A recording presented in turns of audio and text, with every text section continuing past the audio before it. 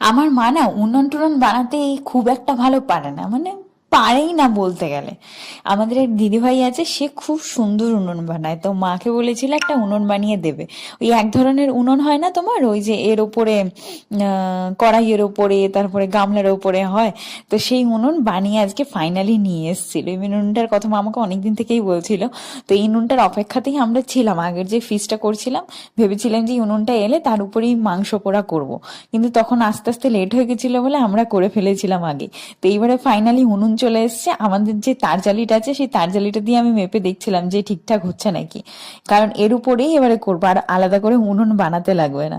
এর উপরে বাইরে বৌদি আর আমি মিলে সব মেপে দেখছিলাম যে 2-3 খানা চিকেন তন্দুরের পিস হয়ে যাবে। আর এবারে যখন আমরা করব চিকেন পরে ঠিক করেছি তোমার ছোট ছোট পিস করব না, ছোট ছোট পিস ঘোরাতে এই করতে অনেক টাইম লাগে। 4-5 জন মানে মাথা গোনা যতজন থাকবে ততজনের তোমার চিকেন তন্দুরের পিস করে নেবো।